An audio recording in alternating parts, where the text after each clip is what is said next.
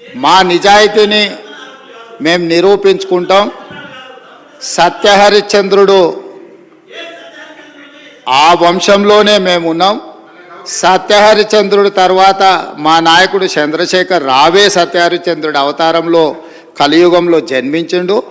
కాబట్టి మీరు ఎంక్వైరీకి ఆదేశాలు ఇవ్వండి అని చెప్పి ఆ సభ్యుడే అడిగిండు అధ్యక్ష. సో వారు నిజాయితీని నిరూపించుకోవడానికి వారు సత్యహరిశ్చంద్రుడి వంశమని తెలంగాణ సమాజానికి అంతా చెప్పుకోవాలని వారు అడిగినప్పుడు వారిని ఎందుకు బాధ పెట్టాలని చెప్పి ఛత్తీస్గఢ్ నుంచి కొనుగోలు చేసిన 1000 మెగావాట్ల విద్యుత్ ఒప్పందము, యాదాద్రి 260x4 1040 మెగావాట్ల భద్రాద్రి పవర్ ప్రాజెక్టు నిర్మాణం సబ్ క్రిటికల్ టెక్నాలజీ తోటి, అదేవిధంగా యాదాద్రి 4000 మెగావాట్ల విద్యుత్ ఒప్పందం బిహెచ్ఎల్కి ఇచ్చిన దానికి సంబంధించి వారు అడిగితేనే ఇదే సభలో చర్చ జరిగితే తమరి అధ్యక్షతన రాష్ట్ర ప్రభుత్వం ఆమోదించింది. ఎప్పుడైతే మేము ఆమోదించి విచారణకు జ్యుడిషియల్ ఎంక్వైరీ కోసం చీఫ్ జస్టిస్ ఆఫ్ తెలంగాణకు లెటర్ రాస్తే సిట్టింగ్ జడ్జిలను కేటాయించలేం, రిటైర్డ్ జడ్జిలతో మీరు విచారణ చేసుకోండి అని కోర్టు నుంచి మాకు సమాచారం అందిన తర్వాత జస్టిస్ ఎల్ నరసింహారెడ్డి గారిని మేము నియమించినాం అధ్యక్ష. వారు విచారణ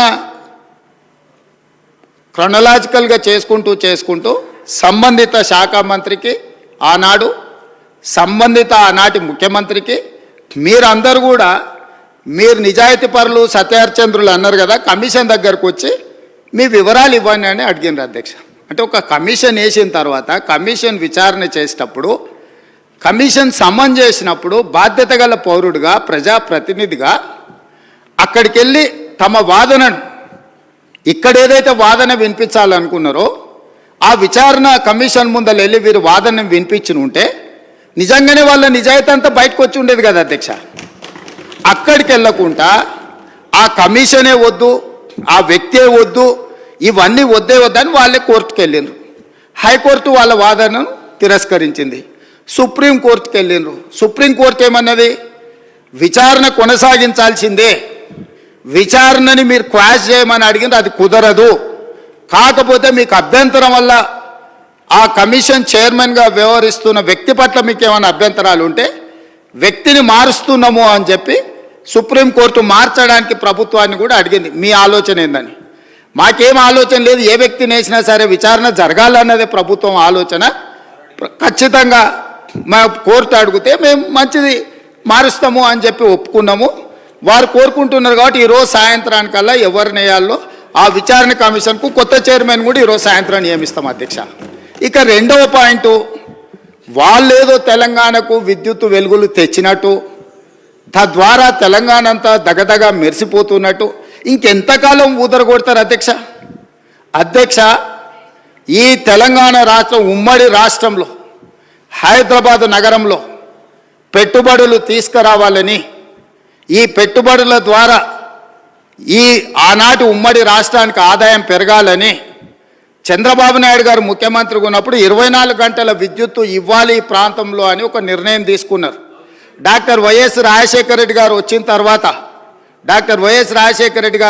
తర్వాత దాన్ని ఇంకా విస్తరించి ఐటీ కంపెనీలకు కానీ హైదరాబాద్ నగరానికి కానీ ఒక్క క్షణం కూడా విద్యుత్ కోతలు ఉండడానికి వీల్లేదు అని ఆనాడు తీసుకున్న నిర్ణయాల వల్ల నిరంతర విద్యుత్తు సరఫరా జరగడం వల్ల ఐటీ కంపెనీలు, ఫార్మా కంపెనీలు, hotel industry, food industry, sports అన్నీ నగరానికి వచ్చి ఈ నగరంలో ఒక అంతర్జాతీయ ఎయిర్పోర్టు, ఒక ఔటర్ రింగ్ రోడ్డు, హైటెక్ సిటీలు రావడం వల్ల హైదరాబాద్ నగరం విశ్వనగరంగా అవతరించి ఈనాడు తెలంగాణ రాష్ట్రానికి వస్తున్న ఆదాయంలో అత్యధిక భాగము ఆనాడు కాంగ్రెస్ పార్టీ యూపీఏ 1, యూపీఏ 2లో తీసుకున్న నిర్ణయాల వల్ల ఈ నగరానికి ఆదాయం పెరిగింది.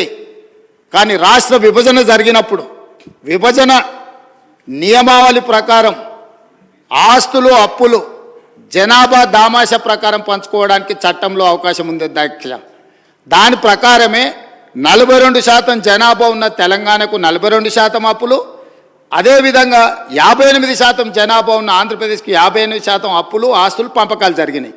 కానీ విద్యుత్తులో మధ్యప్రదేశ్ విడిపోయినప్పుడు, జార్ఖండ్ మధ్యప్రదేశ్ నుంచి విడిపోయినప్పుడు బీహార్ మధ్యప్రదేశ్ నుంచి కొంత ప్రాంతం విడిపోయినప్పుడు స్పష్టంగా ఛత్తీస్గఢ్, జార్ఖండ్ ఇవన్నీ రాష్ట్రాలు ఏర్పడినప్పుడు ఒక సమస్యను ఎదుర్కొన్నారు.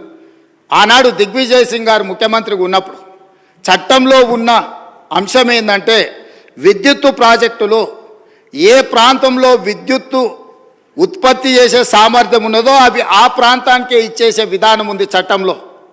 తద్వారా ఆనాడు మధ్యప్రదేశ్ సీరియస్ పవర్ క్రైసిస్ని ఎదుర్కొన్నది. ఉత్పత్తి చేసేటివేమో కొత్తగా ఏర్పడ్డ రాష్ట్రానికి వెళ్ళిపోయినాయి. వినియోగం మొత్తం మధ్యప్రదేశ్లో ఉండడం వల్ల చాలా తీవ్రమైన విద్యుత్తు సంక్షోభాన్ని ఎదుర్కొన్నది. అదే సందర్భంలో ఉమ్మడి రాష్ట్రంలో కిరణ్ కుమార్ రెడ్డి గారు కటెపుల పట్టుకొని మొత్తం ఇవన్నీ చెప్పిండు. విడిపోతే తెలంగాణ చీకటి అయిపోతుంది, ఎందుకంటే నియమావళి ఇట్లు ఉన్నది కాబట్టి ఇది అటు పోతుందని. అప్పుడు తక్షణమే తెలంగాణ ప్రాంతం నుంచి పార్లమెంట్ సభ్యులు ఇక్కడనే ఉన్నారు, పొన్నం ప్రభాకర్ గారు, రాజగోపాల్ రెడ్డి గారు, అదేవిధంగా వివేక్ గారు, వీళ్ళందరూ కలిసి నిజంగానే ఈ విధానం వల్ల తెలంగాణకు నష్టం జరుగుతుంది, ఈ ఉత్పత్తి చేసే సామర్థ్యం అంతా ఆంధ్రప్రదేశ్లో ఎక్కువ ఉంది, తెలంగాణలో తక్కువ ఉంది, అందుకే తెలంగాణ ఉద్యమం వచ్చింది కాబట్టి ఈ విధానంతో ముందుకు వెళ్తే తెలంగాణకు నిజంగానే చీకటి రోజులు వస్తాయి, దీన్ని సరిదిద్దాలి అని చెప్పి వీళ్ళందరూ కలిసి ఆనాడు కేంద్ర మంత్రి జైపాల్ రెడ్డి గారి దగ్గర వెళ్ళి కూర్చున్నారు. అధ్యక్ష, జైపాల్ రెడ్డి గారు అప్పుడు అందరితో చర్చించి తెలంగాణలో విద్యుత్ రంగ నిపుణులతో మాట్లాడి ఏం చేస్తే బాగుంటుంది అని అంటే ఒక సవరణ తీసుకురావాలి. ఏంది?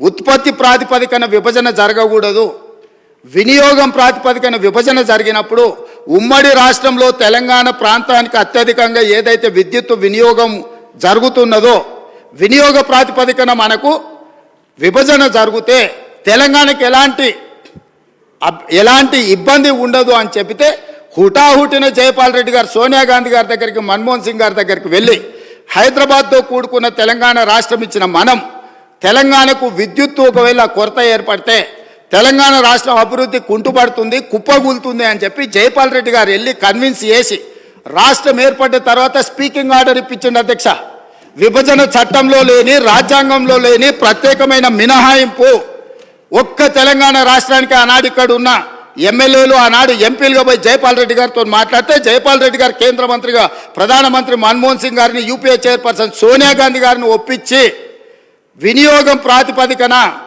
53.46% అంటే దాదాపుగా 54% తెలంగాణ రాష్ట్రానికి, 46% ఆంధ్రప్రదేశ్ రాష్ట్రానికి. వాస్తవంగా ఉత్పత్తి సామర్థ్యం ప్రకారం చూసుకుంటే 36% తెలంగాణలో ఉండే, 64% ఆంధ్రప్రదేశ్లో ఉండే.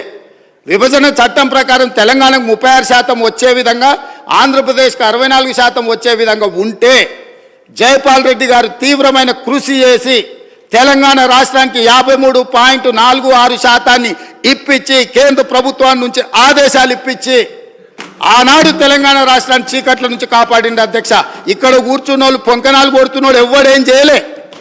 అదేవిధంగా ఆనాడు నేను తెలుగుదేశంలో ఉన్న ఎమ్మెల్యేగా ఇదే సభలో ఇక్కడనే చంద్రశేఖరరావు గారు ముఖ్యమంత్రిగా ఉంటే అక్కడ ప్రతిపక్ష నాయకుడిగా విద్యుత్తు మీద చర్చ జరిగింది.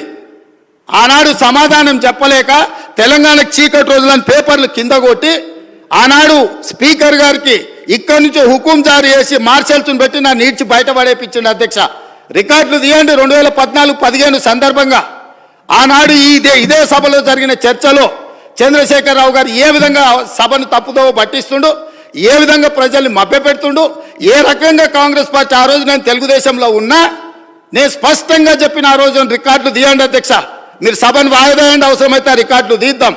నేను ఆ రోజు చెప్పిన సోనియా గాంధీ గారి దయ వల్ల, జైపాల్ రెడ్డి గారి కృషి వల్ల తెలంగాణ రాష్ట్రానికి ఈ విద్యుత్ సంక్షోభం నుంచి గట్టెక్కింది. నేను తెలుగుదేశం ఎమ్మెల్యేగా ఉన్నా వాస్తవాలను చెప్పాలి అని చెప్పి అక్కడి నుంచి నేను తెలుగుదేశం ఎమ్మెల్యేకి ఈ సభలో మాట్లాడితే ఈ సభ్యుడు వాళ్ళని పొగడతాడా, మార్షల్స్ని పెట్టి ఈడ్చి బయట పడేయండి, నన్ను ఈడ్చి బయట పడేపించండి. అధ్యక్ష, ఈరోజు మీ ద్వారా తెలంగాణ సమాజానికి ఈరోజు నేను చెప్పదలుచుకున్న అధ్యక్ష, ఆ రకంగా తెలంగాణ రాష్ట్రాన్ని విద్యుత్ సంక్షోభం నుంచి ఆనాడు జైపాల్ రెడ్డి గారు, సోనియా గాంధీ గారు, మన్మోహన్ సింగ్ గారు కాపాడినరు. ఆ తర్వాత ఉమ్మడి రాష్ట్రంలో తీసుకున్న నిర్ణయాల వల్ల భూపాలపల్లిలో ఉన్న 1200 మెగావాట్లు కానీ ఇతర ప్రాంతాలలో ఆనాడు ఉమ్మడి రాష్ట్రంలో ప్రారంభించిన పవర్ ప్రాజెక్టులు తెలంగాణ రాష్ట్రం వచ్చిన తర్వాత ఉత్పత్తిలోకి వచ్చినాయి కాబట్టి అడిషనల్ పవర్ మొత్తం మనకు యాడ్ అవ్వడం వల్ల తెలంగాణలో విద్యుత్ సంక్షోభాన్ని నుంచి మనం బయటపడ్డాం. అధ్యక్ష, ఇవాళ నేను సూటిగా సవాలు విసురుతున్నా. ఆనాడు 7,000 చిల్లర మెగావాట్లు ఉంటే మేము 19,000 చిల్లరకి తీసుకెళ్ళినామని. ఎవరు అధ్యక్ష? వీళ్ళ తాతలు ఏమన్నా ఉత్పత్తి చేసిరా, వీళ్ళేమన్నా చేసిరా? సోలార్ పవర్ ప్రాజెక్టులో 5,600 మెగావాట్లు ఈరోజు చెప్పుకుంటారు కదా. ప్రైవేటు పెట్టుబడులు ప్రైవేట్ వాళ్ళు తీసుకొచ్చి పెట్టింది అధ్యక్ష. రాష్ట్ర ప్రభుత్వానికి అనాపైస సంబంధం లేదు. 10 సంవత్సరాలు వీళ్ళ ఏలుబడిలో సోలార్ పవర్ ఓన్లీ 1 మెగావాట్ అధ్యక్ష. సిగ్గు లేకుండా ఇంకా కూడా మేము విద్యుత్తును ఉత్పత్తి చేసామని అబద్ధాలు చెప్పి సభను తప్పుదోవ పట్టించే ప్రయత్నం చేస్తున్నారు అధ్యక్ష. అదేవిధంగా అధ్యక్ష, ఇవాళ బిహెచ్ఎల్కు మేము నామినేషన్ పేజ్ మీద ఇచ్చినాం. గవర్నమెంట్ టు గవర్నమెంట్ ఇస్తే కమిషన్లు వస్తాయా? ఇది పద్ధతేనా? మీరు ఎక్కడ గండి కొట్టిరు, ఎక్కడ బొక్కిండ్రు, ఎక్కడ మెక్కిండ్రు మాకు తెలియదు అనుకుంటున్నారు అధ్యక్ష. మేమేం చదువుకోకుండానే ఇక్కడికి వచ్చినాం అనుకుంటురా అధ్యక్ష? బిహెచ్ఎల్కు ఉన్న కెపాసిటీ, ఎలక్ట్రోమెకానికల్ ఎక్విప్మెంట్ ఉత్పత్తి చేసే సామర్థ్యమే ఉంది. బిహెచ్ఎల్కు civil balance of plant work అంటారు. అంటే సంస్థ ఒక విద్యుత్ ఉత్పత్తి చేయాలంటే బ్రాయిలర్స్ మెకానికల్ ఎక్విప్మెంటే కాదు అధ్యక్ష, సివిల్ వర్కులు ఉంటాయి. సివిల్ వర్క్లు అంటే ప్లాంట్ను ప్రిపేర్ చేయడం కానీ, తెచ్చిన మిషన్లు ఫిట్ చేయడం కానీ, దాని కాంపౌండ్ కానీ, దాని రూఫ్ కానీ, సరే అక్కడ ఉండే ఎంప్లాయీస్ క్వార్టర్స్ కానీ, ఇవన్నీ. సో ఎప్పుడు కూడా ఈ దేశంలో ఉమ్మడి రాష్ట్రంలో ఏదైనా పవర్ ప్రాజెక్టు నిర్మాణానికి ఎలక్ట్రోమెకానికల్ ఎక్విప్మెంట్ సంబంధించిన ఉత్పత్తి కానీ లేకపోతే సరఫరా కానీ బిహెచ్ఎల్కి ఇస్తారు, లేకపోతే బిహెచ్ఎల్ లాంటి సంస్థలకు ఇస్తారు. మిగతా సివిల్ వర్కులు మొత్తం BOP balance of plant work అంటారు. అవి మిగతా కాంట్రాక్టర్లకు ఇస్తారు. వీళ్ళిద్దరు సమన్వయం చేసుకొని విద్యుత్ శాఖ అధికారులు ఇంజనీర్ల పర్యవేక్షణలో సివిల్ వర్కులు చేసే కంపెనీ సివిల్ వర్కులు చేస్తుంది, ఎలక్ట్రోమెకానికల్ ఎక్విప్మెంట్ చేసే పని చేస్తారు. ఆ రెండింటిని కలిపి ప్రాజెక్టులు నిర్మిస్తారు అధ్యక్ష. ఇప్పటివరకు దేశంలో జరిగింది. కానీ తెలివితేటలు గల్లోళ్ళు, ఎట్లయితే కొట్టేయాలనో తెలిసిన వాళ్ళు, వీళ్ళు తెలివితేటలన్నీ ప్రదర్శించి G2G బిహెచ్ఎల్కి ఇస్తున్నాం అనే నెపం మీద ఏదైతే అంచనాల రేట్ల ప్రకారం వీళ్ళు డైరెక్ట్గా బిహెచ్ఎల్కి ఇచ్చారు అధ్యక్ష. బిహెచ్ఎల్కు 4,000 మెగావాట్లు దాదాపు 29,000 చిల్లర కోట్లు. నేను సబ్జెక్టు కరెక్షన్, నేను రికార్డు మళ్ళీ తీసుకొని చెప్తా అధ్యక్ష. ఆనాడు ఒప్పందం చేసిరు. బిహెచ్ఎల్ నుంచి వీళ్ళ బినామీలు, వీళ్ళ బంధువులు, వీళ్ళకి కావాల్సిన వాళ్ళు సివిల్ వర్కులు మొత్తం మళ్ళీ బిహెచ్ఎల్ నుంచి వాళ్ళ కాంట్రాక్ట్ ఇచ్చారు అధ్యక్ష. ఈరోజు విచారణకి ఇస్తే ఎందుకు గుండెలు బాదుకుంటారు అధ్యక్ష? ఉన్నదంతా బిహెచ్ఎల్కి అయితే కేంద్ర ప్రభుత్వము సంస్థకే ఇచ్చినప్పుడు బాధ ఎందుకు పడుతున్నారు అధ్యక్ష? కోర్టుకి ఎందుకు పోయినరు? విచారణ జరగొద్దని ఎందుకు అంటారు? ఎందుకు పొడ పేపర్లు పెడుతురు? ఈరోజు బిహెచ్ఎల్ నుంచి సివిల్ వర్కులు మొత్తము ప్రైవేట్ కాంట్రాక్టర్లకు వీళ్ళ బినామీలకు ఇచ్చిండ్రు. 1,000 కోట్ల రూపాయలు ఒప్పందాలు జరిగినాయి. అందులో ఫ్రాడ్ జరిగింది. చివరికి సరఫరా చేసే కంకర కా నుంచి, ఇసుక కా నుంచి, వాచ్మెన్ల కా నుంచి వాళ్ళ పార్టీ నాయకులకు, పార్టీ ఫిరాయించిన మాజీ ఎమ్మెల్యేలకు అప్పచెప్తే కోమటిరెడ్డి వెంకటరెడ్డి గారు అక్కడికి వెళ్ళి యాదాద్రి పవర్ ప్లాంట్ విజిట్ చేసి దోపిడీ ఏ విధంగా జరుగుతుందో ఆనాడు కాంగ్రెస్ పార్టీ ఎమ్మెల్యేగా ఉన్న వ్యక్తిని బెదిరించి, లేకపోతే అతనికి ఆ ఒప్పందాల పనులు అప్పచెప్పి ఏ రకంగా వీళ్ళు దోపిడీకి పాల్పడ్డారో ఈరోజు విచారణలో బయటకు వస్తుందని చెప్పి ఈరోజు ఊకదంపుడు ఉపన్యాసాలు ఇచ్చి ప్రజల్ని మభ్యపెట్టే ప్రయత్నం చేస్తున్నారు అధ్యక్ష. అదేవిధంగా అధ్యక్ష, మేము మీకు ఇక్కడ ఒక ఇది నేను చెప్పదలుచుకున్నాను అధ్యక్ష.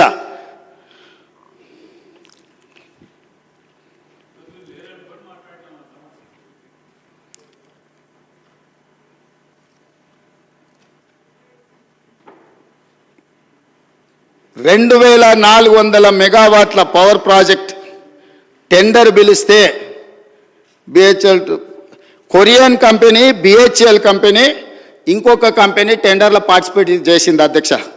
జార్ఖండ్లో 18% లెస్. సేమ్ తెలంగాణలో ఏ తారీఖు నాడైతే అంచనా రేట్లకు తెలంగాణ ప్రభుత్వం బిహెచ్ఎల్కు కాంట్రాక్ట్ ఇచ్చిందో సేమ్ సమయంలో, నేను తారీఖు కూడా మీకు చెప్తా అధ్యక్ష, 2017 అధ్యక్ష, జూలై 18, 2017 సేమ్ సందర్భంలో జార్ఖండ్ ప్రభుత్వము క్లియర్గా 2,400 మెగావాట్ల విద్యుత్ ఉత్పత్తి చేసే టెండర్ పిలిస్తే, సూపర్ క్రిటికల్ టెండర్ మీద వాళ్ళు టెండర్ పిలిస్తే బిహెచ్ఎల్, దుసాన్ అనే కొరియన్ కంపెనీ, ఎల్ఎన్టీ కంపెనీ 3 టెండర్ల కాంపిటీషన్లో పాల్గొన్నాయి అధ్యక్ష.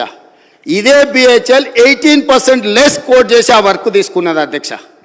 ఈరోజు టెండర్ జరిగితే బిహెచ్ఎల్ కాంపిటీట్ చేసి జార్ఖండ్ రాష్ట్రంలో 18% లెస్లా సూపర్ క్రిటికల్ 2400 మెగావాట్ల పవర్ ప్రాజెక్టు టెండర్ అక్కడ తగ్గించుకుంటే ఇక్కడ రేట్లకు వీళ్ళు ఒప్పందం చేశారు.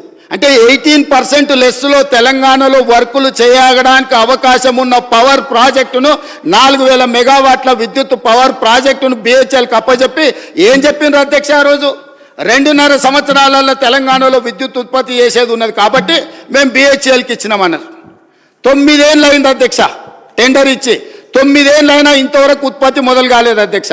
ఆనాడు 7 కోట్లకు పర్ మెగావాట్ విద్యుత్ ఉత్పత్తి చేస్తామని ఒప్పందం చేస్తే ఇవాళ 10 కోట్ల రూపాయలకు పెరిగింది అధ్యక్ష అంచనా. కొన్ని వేల కోట్ల రూపాయల కుంభకోణం జరిగింది. కుంభకోణానికి కారణం అక్కడ మాట్లాడేటైనా వాళ్ళ గురువు గారు దోపిడీకి ఏ విధంగా మొత్తం రాష్ట్రాన్ని జొర్రేయచ్చో, ఏ విధంగా దోసుకోవచ్చో వీళ్ళు చేసిన ప్రయత్నాలను, అది ఛత్తీస్గఢ్ నుంచి పవర్ పర్చేజ్ అగ్రిమెంట్లో జరిగిందేంది, భద్రాద్రిలో సబ్ క్రిటికల్ టెక్నాలజీ గుజరాత్కు సంబంధించిన ఇండియా బుల్ అనే కంపెనీ సబ్ క్రిటికల్ టెక్నాలజీతోని 1000 మెగావాట్స్కు పర్చేజ్ అగ్రిమెంట్ ఇచ్చింది అధ్యక్ష బిహెచ్ఎల్కు. ఆ తర్వాత 2011లో కేంద్ర ప్రభుత్వం ఒక యాక్ట్ తీసుకొచ్చింది, పార్లమెంటులో అమెండ్ చేసి 2013 సంవత్సరం లోపల దేశంలో ఉన్న అన్ని సబ్ క్రిటికల్ టెక్నాలజీ పవర్ ప్రాజెక్టులను అన్నిటిని కూడా సూపర్ క్రిటికల్కు మార్చుకోవాలి.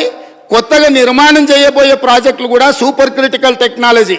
సబ్ క్రిటికల్ టెక్నాలజీ అంటే నేను సింపుల్గా చెప్పదలుచుకున్నా అధ్యక్ష, సబ్ క్రిటికల్లో నువ్వు బొగ్గు పోసి ఉత్పత్తి చేస్తే బూడిద బొచ్చడు వస్తుంది, విద్యుత్ తక్కువ వస్తుంది అధ్యక్ష, కాలుష్యం ఎక్కువ వస్తుంది అధ్యక్ష.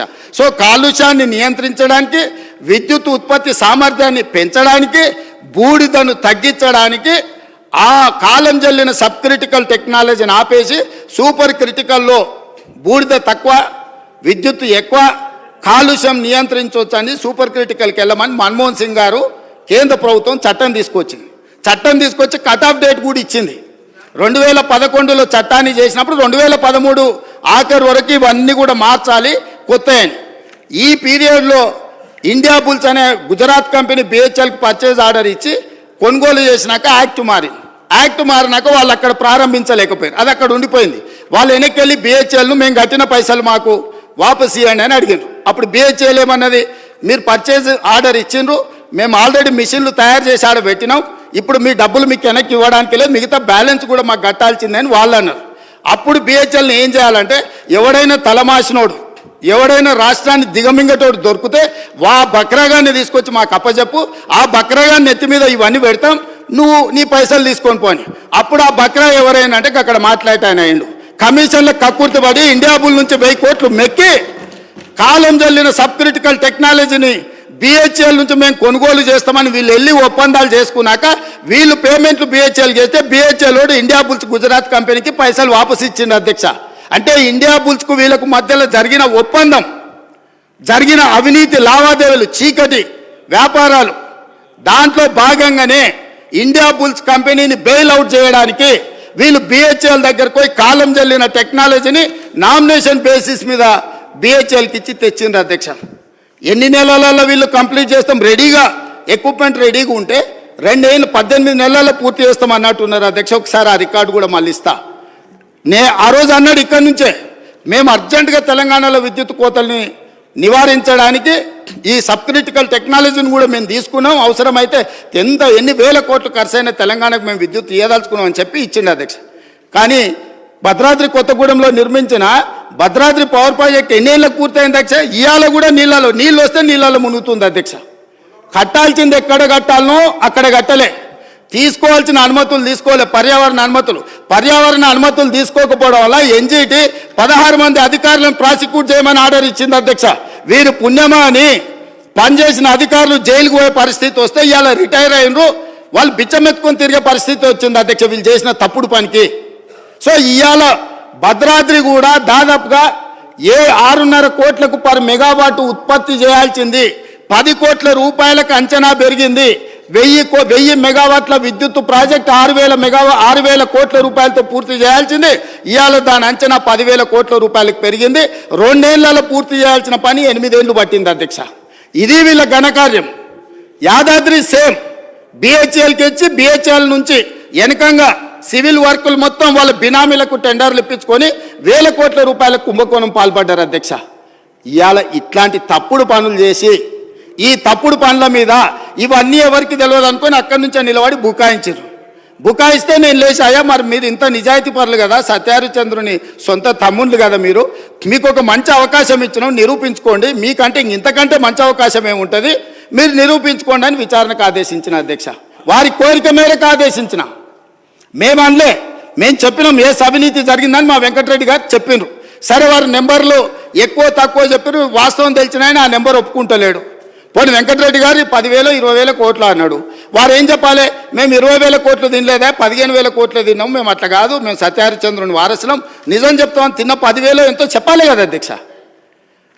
మొత్తం విచారణకిచ్చి లైన్ పెట్టి కమిషన్ చైర్మన్ నోటీసులు ఇచ్చి క్రొనలాజికల్గా విద్యుత్ రంగ నిపుణులు రఘుతో సహా పోయి మొత్తం వివరాలు అక్కడ ముందలు పెట్టినాక వీళ్ళకి అర్థమైపోయింది. ఏమని, మేము దొరికిపోయినాం, మా దోపిడి బయటపడ్డది, మేము గ్యారంటీగా జైలుకి వెళ్లాల్సిన పరిస్థితి వస్తుందని చెప్పి కమిషన్ మీదనే ఆరోపణలు చేసి కమిషన్కు వ్యతిరేకంగా కోర్టుకు పోయారు అధ్యక్ష. ఏమని, అసలు విచారణే వద్దని, విచారణ కావాలన్నది వాళ్ళే. ఇప్పుడు మాట్లాడుతున్న మాజీ మంత్రి గారే విచారణ అడిగిండు, వాళ్ళ మాజీ ముఖ్యమంత్రి గారు నాకు విచారణ వద్దు, ఎందుకంటే సెగ తలగంగానే ఆయన వద్దని కోర్టుకు పోయింది. కోర్టు ఏమన్నది అధ్యక్ష, చివరికి కమిషన్ విచారణ జరగాల్సిందే, మీకు అభ్యంతరం ఉన్న చైర్మన్ గారిని మేము మారుస్తున్నాము అని అన్నాడు. ఇప్పుడు ఆ వాస్తవాలు విచారణలో ఉండగా మేము బిహెచ్ఎల్కి ఇస్తే ఎట్లా తీసుకుంటామని అడుగుతున్నారు అధ్యక్ష. బిహెచ్ఎల్ సివిల్ పనులు ఎప్పుడైనా చేసింది అధ్యక్ష, వాళ్ళకి అనుభవం ఉందా? BHEL Heavy Electrical Limited company అధ్యక్ష, ఎలక్ట్రికల్ మెకానికల్ ఎక్విప్మెంట్ మాత్రమే వాళ్ళు తయారు చేస్తారు, వాళ్ళు సివిల్ పనులు చేయరు. ఎప్పుడు కూడా ఏ పవర్ ప్రాజెక్ట్ కూడా BOP అంటారు. నేను మళ్ళీ చెప్తున్నా అధ్యక్ష, balance of plant work, civil వర్క్లు మొత్తం టెండర్లు పిలుస్తారు. వీళ్ళ తెలివితేటలంతా ఇక్కడనే ప్రదర్శించారు అధ్యక్ష. మొత్తం గంపగుత్తగా BHELకి ఇచ్చారు, BHEL నుంచి మళ్ళీ టెండర్లు పిలిచేసి యాజ్ ఇట్ ఈజ్ ఎస్టిమేటెడ్ రేట్లతోని 18% లెస్సులో కాంపిటీషన్ చేసిన BHELకు అంచనా రేట్లకు ఇచ్చారు. ఇవాళ 40,000 కోట్లు అయింది అధ్యక్ష. 40,000 కోట్ల మీద 18% అంటే ఎంత పోయినట్టు అధ్యక్ష? దాదాపుగా 8,000 కోట్లు 9,000 కోట్ల రూపాయలు ఇవాళ తెలంగాణ రాష్ట్రానికి విద్యుత్ శాఖకు ఇవాళ నష్టం వచ్చింది. ఎవరు బాధ్యత తీసుకోవాలి అధ్యక్ష? దీనికి దోపిడీ చేసిన వాళ్ళు కాకపోతే ఎవరు తీసుకుంటారు అధ్యక్ష? ఇవాళ తెలంగాణకు చీకట్లు లేవు అంటే ఆనాడు సోనియా గాంధీ గారు, మన్మోహన్ సింగ్ గారు మనకు 53.46% ఇచ్చిండ్రు. ఆంధ్రప్రదేశ్లో రాజు కేసు వేస్తామంటే ఇవాళ ఆయన లేడు, దయాకర్రావు గారు. నేను దయాకర్రావు గారు వెళ్ళి ఆ రోజు చంద్రబాబు నాయుడు గారికి, మీరు ఒకవేళ తెలంగాణకు అదనంగా ఇచ్చిన విద్యుత్తు మీద మీరు కోర్టులో కేసేసి తెలంగాణకి ఏదైనా నష్టం జరిగితే ఇది తీవ్రంగా పార్టీకి నష్టం జరుగుద్ది, మీ కేసు వేయడానికి వీల్లేదు అని చెప్పి ఆనాడు మేము అందరం కలిసిపోయి ఆంధ్రప్రదేశ్ ముఖ్యమంత్రిని మీరు కేసు వేయడానికి వీల్లేదని కొట్లాడి ఆపించింది మేము అధ్యక్ష.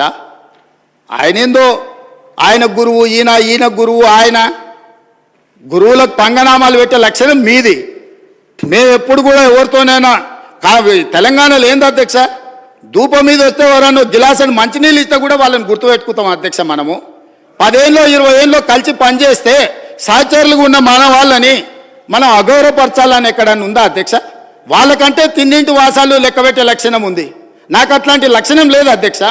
నేను మిత్రులను మిత్రులాగానే చూస్తా, సహచరులను సహచరులలాగా చూస్తా, పెద్దవాళ్ళని గౌరవించే సంస్కారం మా తల్లిదండ్రులు మాకు నేర్పినరు. మీలాగా ఎవరు అవకాశాలు ఇస్తే ఏ ఇంట్లో మీకు భోజనం పెడితే ఆ ఇంటి వాసాలే లెక్క పెట్టి ఆ ఇంటికే నిప్పు పెట్టే ఆలోచన మీకుంటుంది అధ్యక్ష. అది మీ లక్షణం, మీ బ్లడ్లు ఉంది, మీ డిఎన్ఏనే అది. ఎవరు నమ్మితే వాళ్ళను మోసం చేసే లక్షణం ఇది. కాబట్టి మళ్ళొక్కసారి ఏదైనా మీరు అంశాల ప్రాతిపదికన మాట్లాడుండ్రి, వివరాల మీద ఈరోజు సగం రాత్రి కానీ చర్చిద్దాం, అన్ని రికార్డులు తీసుకొని వస్తా అధ్యక్ష. నేను మొత్తం రికార్డులు సభలో పెడదాం. తప్పు పట్టించే విధంగా, తప్పుడు ఆరోపణలు చేసే విధంగా మాట్లాడితే ఎవరు చూసుకుంటూ ఊరుకోరు.